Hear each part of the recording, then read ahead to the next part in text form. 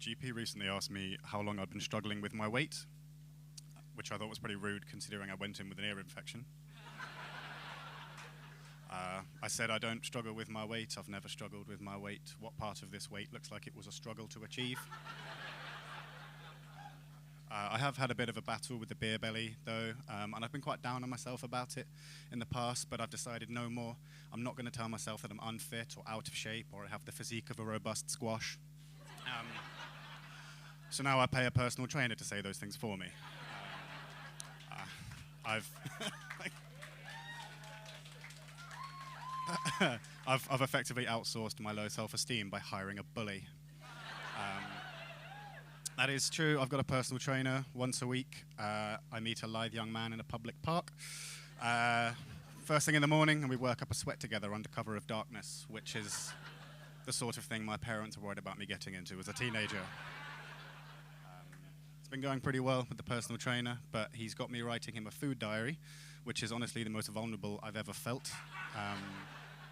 I would feel more comfortable sending him a dick pic than watch him read an accurate transcript of what I've eaten in the past week.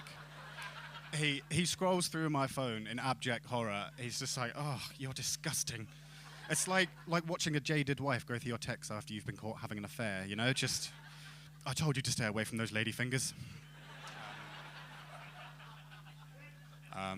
I love snacking, that's part of the problem, especially Scotch egg, which, for anyone here not familiar, is the same as a Kinder Egg, except the surprise is always gout.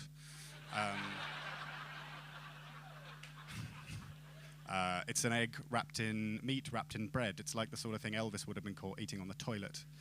And I love them. I can't get enough. The problem for me is that Scotch eggs come in a pack of 2, and the packaging says 2 servings, but with a cheeky little wink, like when the GP tells you not to drink on antibiotics. I've never managed to just eat one Scotch egg. I get halfway through the first one, and that second one starts calling to me like I'm Gollum, you know? Eat us. No, we mustn't eat the precious. Our doctors has told us to watch our cholesterol. Based on that, it may surprise you to learn that I'm married.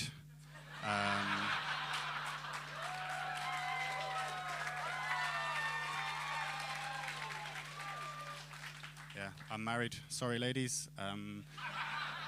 Not for being unavailable, I'm just generally sorry. My wife is incredibly active and outdoorsy, whereas most days I would describe myself as beached. Incredibly outdoorsy. First thing every Saturday morning, crack of dawn, I wake up hungover. She's already dressed, standing over me like a sleep paralysis demon, wanting to go for a walk. It's like I've married a cocker spaniel.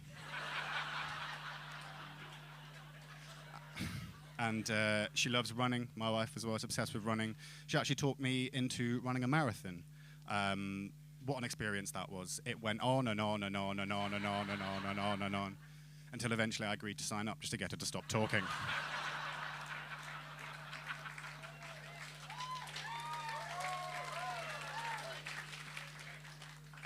One thing you need to know about when training for a marathon is carb loading. So my PT said to me, in order to have enough energy to run all that way, you're going to need to eat carbohydrates constantly. I said, that is not a problem.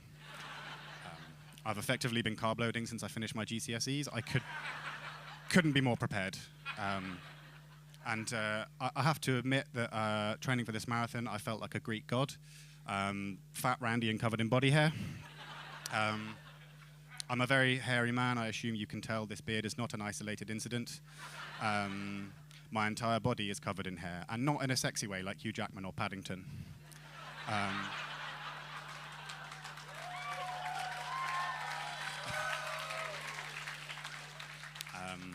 Yeah, I keep my face pampered to maintain appearances, but it's an absolute no man's land down south, you know. From the neck up, bath spa. From the neck down, bath mat. Yeah, but you know, I did complete the marathon. I basically came last, which my wife was delighted about because it's the first time for everything.